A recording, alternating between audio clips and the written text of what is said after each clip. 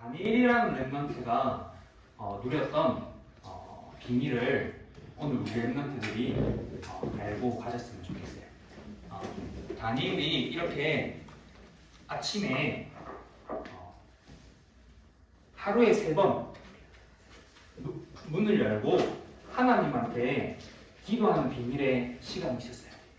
근데 다니엘이 이때 어땠냐면 왕이 자기를 섬기지 않고 하나님한테 기도하면 잡아가지고 사자굴에 던져 넣겠대요. 잡아서 하나님한테 기도하는 모습만 들켜도 잡아가지고 사자들이 배고파서 울고 있는 그 불에다 던져가지고 잡아먹히게 하겠대요. 근데 다니엘은 그걸 알고도 창문을 열고 사람들이 보란 듯이 하나님 앞에 기도하면서 한 가지 비밀이 있었어요. 마지막에 나와요. 그게 뭐냐면 바로 감사하였더라. 그렇게 나와 있어요. 그래서 우리 랩런트들이 이 다니엘이 그러면 왜 사자굴에 잡아먹힌다는데도 우리 랩런트들 기도하면 교회 가면 감옥에 갇힌대요. 그러면 기도할 것 같아요? 사람들한테 안 하고 숨어서 하겠죠. 근데 다니엘은 그러면 용기가 있어서 그랬을까요? 다니엘이 용기가 있어서 그랬던 게 아니에요. 다니엘이 다른 비밀이 있었어요. 그 비밀을 우리 랩런트들이 알면 정말 끝나요. 그거 하나만 알면 그릇이 준비되고 있는 거예요. 자, 그 비밀은 바로 뭐냐면 이거였어요. 이게 뭐냐면 바로 묵상, 하나님의 말씀을 가지고 묵상하는 묵상의 비밀이 있었던 거예요. 근데 그 묵상의 비밀이 다니엘이 처음 그 묵상의 비밀을 누렸을 때는 어떤 거였냐면 바로 다니엘한테 복음이 깨달아졌을 때 그 묵상의 비밀을 누렸어요. 근데 다니엘의 나라에 바벨론이라는 나라가 침공해가지고 사람들을 다 노예로 삼고 괴롭히는 거예요. 그러면서 그 포로 중에서 그 바벨론 나라의 왕이 제일 잘생기고 똑똑한 사람들을 뽑아가지고 자기의 일을 하도록 뽑아서 데리고 왔어요. 노예 중에서. 그 사람 중에 다니엘이 뽑힌 거예요. 근데 다니엘은 하나님의 비밀을 알고 있었어요. 하나님이 왜 우리 민족을 노예로 가게 했지? 왜 내가 지금 집에서 잘 지내도 괜찮은데 왜 노예로 잡혀와가지고 지금 여기서 노예 생활을 해야 되지? 라는 그 질문을 나는 힘들어, 나는 괴로워 라고 생각하지 않고 하나님이 왜 나에게 이 문제를 허락하셨지? 하나님이 왜 우리 민족에게 이 문제를 허락했을까? 라는 질문을 딱 하니까 결론이 나왔어요. 그 결론이 뭐냐면 바로 하나님이 우리 민족에 복음이 사라지고 희미해진 그곳에 복음의 비밀을 가진 한 사람을 기다리고 있구나 라는 걸 알게 됐어요. 그래서 그 왕이 이 노예로 잡혀갔는데 잘생기고 똑똑한 사람들만 데리고 갔잖아요. 근데 그 사람들한테는 포도주도 주고 고기도 주고 너무 맛있는 걸 많이 줘요. 근데 다니엘은 하나님 앞에 딱 결단했어요. 나는 저 왕이 주는, 무상숭배하는 왕이 주는 포도주랑 음식으로, 고기로 나를 더럽히지 않을 거야. 나는 하나님의 자녀야. 나는 거기에 속지 않을 거야. 그렇게 딱 결단을 내린 거예요. 그게 바로 묵상의 시작이었어요. 다니엘. 근데 처음에는 그랬는데 무서웠어요. 어떻게 무서웠냐면 이 다니엘의 왕이 밤에 꿈을 꾸는데 자꾸 똑같은 꿈을 꾸는 거예요. 똑같은 꿈을 꾸니까 일어나가지고 아침마다 사람들을 다 불러 모아가지고 내가 꾼 꿈이 너무 힘들고 괴로운데 여기서 제일 똑똑한 사람이 나와서 내가 꾼 꿈을 해석해서 맞춰라. 내가 무슨 꿈을 꾼지 맞추고 그 꿈을 해석해서 나한테 답을 줘라. 그걸 답을 안 주면 여기에 있는 똑똑한 사람들 내가 다 죽일 거야. 그렇게 말한 거야. 근데 사람들이 꿈을 꾼 걸 알 수 있어요? 알 수가 없죠. 근데 알 수가 없는데 맞추라고 하니까 사람들이 아무 답이 없는 거예요. 그래서 아무도 답을 못 주니까 진짜 이 왕이 거기 있는 사람들을 다 잡은 거예요. 다 잡아가지고 죽이려고 하는 거예요. 그래가지고 다니엘은 영문도 모른 채로 이 사실은 몰랐어요. 근데 갑자기 잡혀가서 죽을 위기에 처한 거예요. 근데 두렵잖아요. 무섭고 두렵잖아요. 그래서 사람들한테 물어봤어요. 왜 내가 지금 잡혀가서 죽어야 돼요? 물어봤는데 그 꿈 이야기를 해준 거예요. 그래서 다니엘이 그날 밤에 하나님 앞에 무섭고 두려웠는데 내가 죽을 위기에 처한 걸 알았지만 무섭고 두렵지만 하나님이 왜 이 문제에 화나겠을까? 라는 기도 속에 딱 기도를 하는 내용이 나와요. 근데 그 기도 속에 하나님이 다니엘한테 환상을 보여줘서 왕이 꾼 꿈을 다 말해주고 그 꿈의 해석을 딱 말해줘요. 그러니까 다니엘이 한 고백이 있어요. 뭐라 하냐면 하나님 앞에 감사하는 기도를 하면서 꿈을 해석해서 기쁘다고 기도한 게 아니라 나의 조상들이 섬겨왔던 하나님이 지금 나에게도 함께 계시네 하면서 다른 사람들 알지 못하는 비밀을 말해요. 어두운 가운데 빛이 있었던 그 비밀을 말해요. 그 빛이 뭘 말할까요? 바로 그리스도를 말해요. 이 시대에 다들 희미해서 복음의 이유도 모르고 다들 율법으로 살아가는데 빛이 함께 있었다라는 그거 하나로 기뻐했었어요. 그래서 아침에 딱 그 이야기 해줬어요. 아침에 꿈 해석 딱 해주고 하니까 왕이 다니엘을 너가 섬기는 하나님은 진짜 하나님이 맞구나 하면서 이 다니엘을 총리로 세웠어요. 그때부터 다니엘이 이제 두려움과 걱정이 사라진 거예요. 처음에는 시작할 때는 두렵고 불안했어요. 한 번도 확인하고 체험한 적이 없으니까.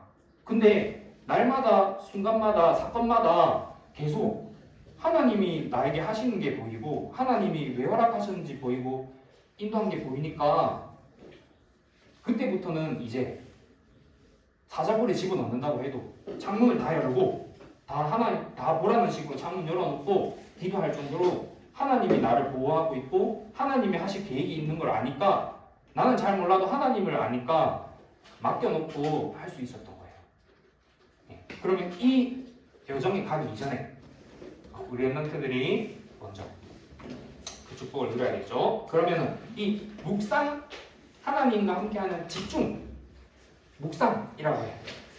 그게 의미가 세 가지가 있어요. 묵상의 의미. 자, 이거 뭘로 보여요? 이게 지금 누구예요? 소죠. 네. 소가 지금 뭐 먹고 있어요? 풀. 네, 풀을 먹고 있죠. 풀을 먹고 있어요. 근데 이 소가 이 풀을 몇 시간 동안 먹을까요? 이 풀 한 번 먹었는데 이 풀을 몇 시간 동안 먹을까? 우리 보통 밥 한 번 먹으면 얼만큼 먹어요? 10번. 10번 먹죠. 한 번 딱 씹고 한 10번 씹으면 삼키잖아요. 근데 이 소는 이 풀을 몇 번 삼키는 줄 알아요? 6시간에서 9시간 동안 계속 씹어요. 계속 씹다가 삼켜요. 삼켰다가 또 꺼내요. 위가 4개가 있어요. 그래가지고 꺼내서 또 되새김질하고 또 먹었다가 또 되새김질하고 그거를 6시간에서 9시간 동안 이 풀의 모든 영양분을 다 뽑아낼 때까지 계속 그 풀을 먹어요. 그게 바로 하나님의 말씀을 묵상하는 거예요. 뭐냐면 하나님의 말씀을 읊조리다라고 해요. 읊조리다. 그래서 되새김질 하는 것처럼 하나님의 이 말씀을 계속 생각하고 묵상하는 게 바로 묵상의 비밀이에요. 그러면 그게 첫 번째, 되새김질 하듯이 읊조리는 게 묵상이에요. 두 번째는 두 번째는 뭐냐면 바로 이거예요. 이거 누구예요? 사자. 네, 사자가 지금 뭐 하고 있어요? 입을 벌고 있어. 예, 입을 벌리고 막 으르렁거리고 있어요. 이게 묵상이에요. 네. 네. 보세요. 이 사자가 산에서 산에서 딱 있는데 저기 보니까 먹잇감이 보인 거예요. 그래가지고 바로 가서 탁 잡아서 낚아챘어요. 근데 그 사자의 뒤를 따라다니는 존재가 있어요. 누구 있냐면 치타나 하이에나 뺏어 먹으려고. 사자가 먹고 남은 거 뺏어 먹으려고. 그리고 저기 하늘에는 독수리가 뺑뺑 돌고 있어요. 뺏어 먹으려고. 그게 근데 그때 사자가 그 하이에나랑 독수리한테 으르렁 하면서 소리치는 거예요. 그게 바로 묵상이에요. 뭐냐면 하나님이 계시고 사단이 계속 역사하는 걸 알아요. 그러니까 근데 내가 가진 가치와 비밀을 알아요. 나에게 가장 소중한 게 왔다는 걸 알아요. 그러니까 절대 뺏기지 않으려고 포효하고 소리치는 거예요. 해도 되고 안 해도 되는 건 묵상이 아니에요. 내가 반드시 해야 될 이유를 알고 진짜 사단이 역사하고 있는 걸 알기 때문에 반드시 지켜야 되는 그 포효, 그 소리치는 거. 내가 가장 소중한 걸 아니까. 그러면 소중한 걸 모르면 묵상이 안 되겠죠. 내가 이 묵상의 가치와 그리고 사단이 역사하는 게 안 보이면 묵상을 할 수가 없어요. 그래서 사실은 묵상을 많이 하는 게 중요한 게 아니에요. 나의 하나님의 말씀의 가치와 사단이 어떻게 역사하고 있는지 그거를 보는 눈만 열리면 묵상은 시작되게 되어 있어요.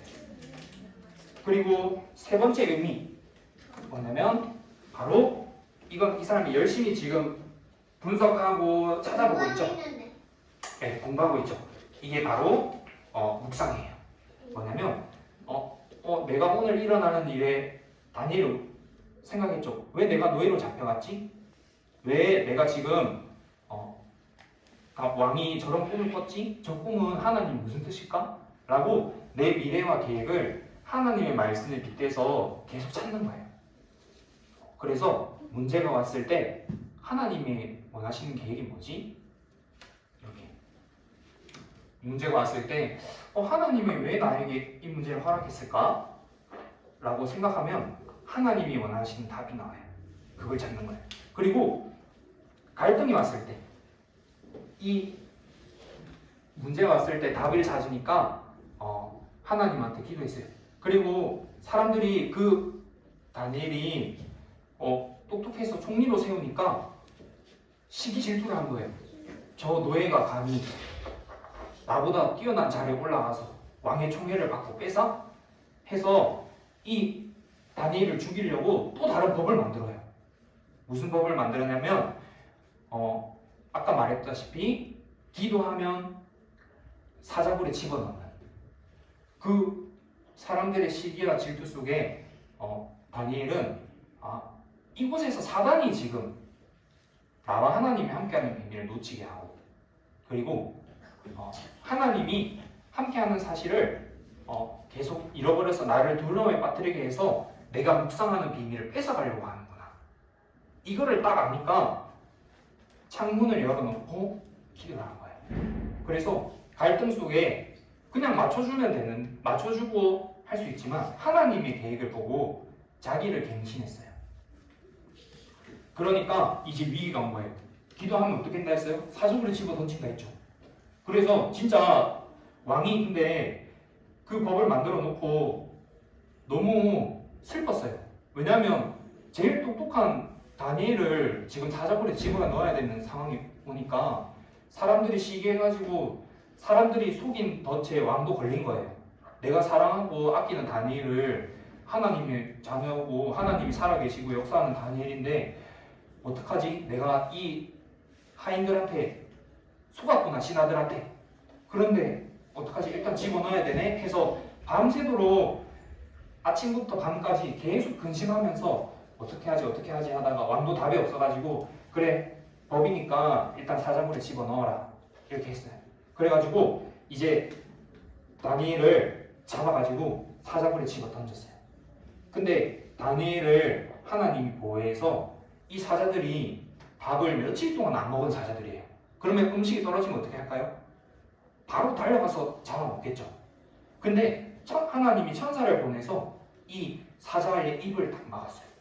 입을 막아가지고 못 먹겠어요. 네, 못 먹겠어요. 그래서 그날 아침에 밤새도록 왕이 걱정돼가지고 잠을 못 잤어요. 우리 다니엘이 잡아먹혔으면 어떡하지? 하나님이 진짜 다니엘을 보호했을까? 저 다니엘이 믿는 하나님이 진짜 살아계실까? 계속 밤마다 고민하다가 아침이 되자마자 바로 이 굴로 달려가가지고 다니엘아 하면서 하나님이 너를 지키셨냐? 살아있어? 이렇게 물어본 거예요. 그래서 다니엘이 딱 이야기를 해요. 하나님이 천사를 보내서 나를 보호하고 지켰습니다. 왕은 걱정하지 마십시오. 이 말을 딱 듣자마자 왕이 다니엘을 꺼내고 다니엘을 시기 질투했던 모든 신하들을 잡아서 사자굴에 다시 집어 던져 넣었어요. 그리고 법을 다시 내렸어요.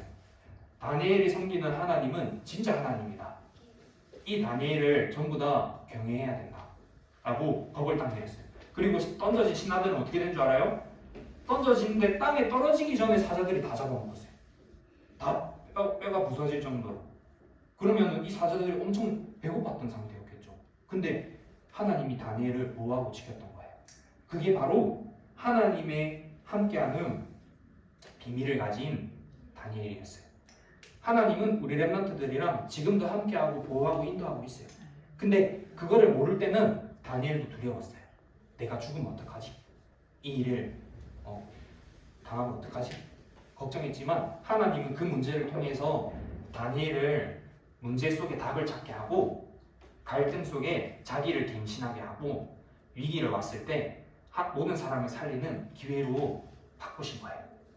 그게 바로 우리 렘넌트들이 가는 보좌의 캠프, 가는 곳마다 빛이 비치는 캠프예요. 알겠죠? 그래서 선생님은 그러면 이번 주에 어떻게 했냐면 선생님이 캠프를 갔어요. 캠프를 갔는데 학교에서 캠프를 갔는데 같이 캠프하는 팀 사람들이 이제 어떤 사람을 만난 거예요. 그 회사가 링팩이라는 회사래요. 링팩. 그래서 다음 주에 한번 그 사람을 만나보자 해서 선생님이 조사를 해봤어요. 링팩이라는 회사를. 근데 선생님이 링팩이라는 회사를 들었는데 링팩으로 안 듣고 빅텍이라고 회사를 들은 거예요. 분명히 링팩이라 말했는데 선생님 머릿속에는 빅텍이라고 남아있었어요. 그래가지고 밤에 빅텍이라는 회사가 무슨 회사지 하고 조사를 해가지고 딱 알아보니까 군대에 물건을 납품하는 업체 회사인 거예요. 근처에 있는 거예요. 그래가지고 선생님이 그 회사랑 위치까지 조사해서 그 다음날 캠프하러 갔어요. 근데 딱 도착했는데 팀원들이 그러는 거예요.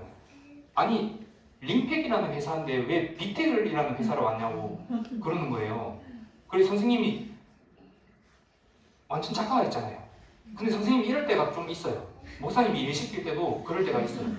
어제도 주보 해라 했는데 주보를 다 만들어 놔서 목사님한테 보냈는데 목사님 카톡에 안 보내고 선생님 카톡에 보내는 거예요. 그러니까 목사님이 왜 지금 주보 아직도 안 보냈어?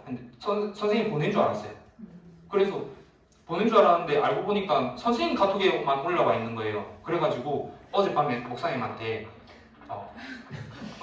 혼나 목사님이 따로 말씀 안 하셨는데 선생님 혼자 계속 자책하고 있었어요. 근데 그런 것처럼 선생님의 근데 그게 선생님이 알고 보니까 오래된 배경 속에 계속 그런 일들이 일어나요. 근데 아무튼 이번에도 또 그렇게 일이 일어난 거예요. 그래서 선생님이 어떡하지? 오늘 캠프 큰일 났다. 오늘 캠프 하루 날렸다. 그런 생각이 딱 드는 거예요. 근데 캠프에는 하나님의 계획이 있고 빛이 비치는 캠프인데 분명히 이번 주 그때 말씀이 예비된 사람이 현장에 있다는 거예요. 그리고 하나님이 성령 인도를 하고 있다는 거예요. 그러면 내가 잘하고 못하고가 인도가 아니라 하나님이 나를 인도 속에 지금 이 자리에 했는데 라고 생각하고 있는데 갑자기 경비 아저씨가 나오는 거예요. 경비 아저씨가 와가지고 여기 지금 뭐하러 왔어요? 하면서 소리치는 거예요.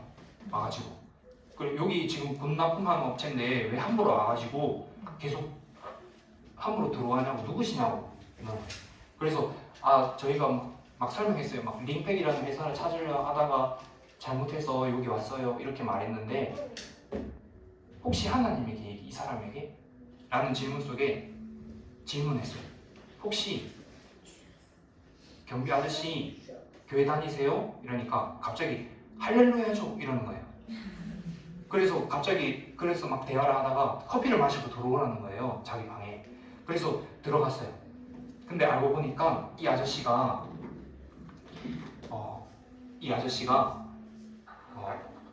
이제 17살 때 한경직이라는 목사님한테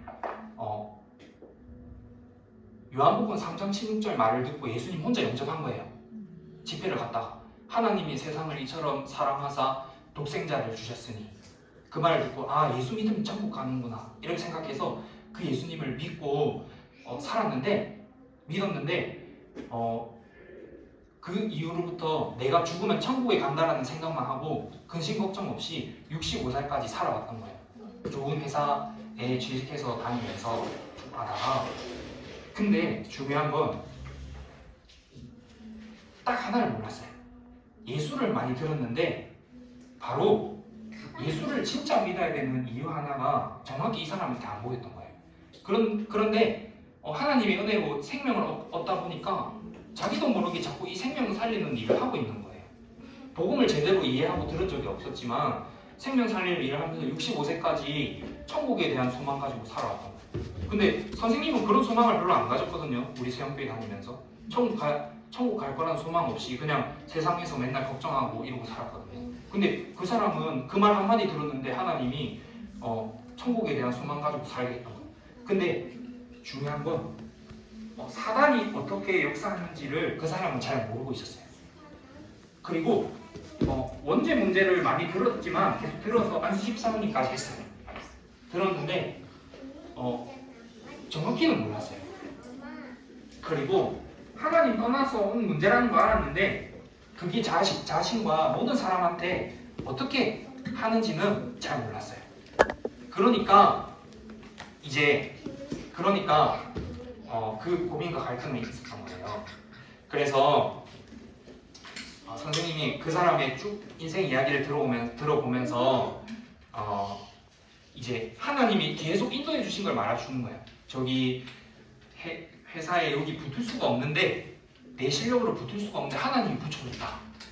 거기부터 해서 하나님 할 수 없는데 하나님이 나를 여기까지 인도했다라는 걸 쭉 설명하는데 선생님이 쭉 듣고 있어 보니까 완전히 이 사람의 인생을 이 눈에 안 보이는 사단이 생명을 얻게 했지만 그 뒤로는 이 복음 하나가 이해 안 되고 다른 것만 이해되도록 계속 틀리게 편집해서 살아오게 했구나 라는 걸 딱 듣게 한 거예요. 그러면서 하나님이 왜 이 사람 만나겠지? 라는 계획을 보게 됐어요.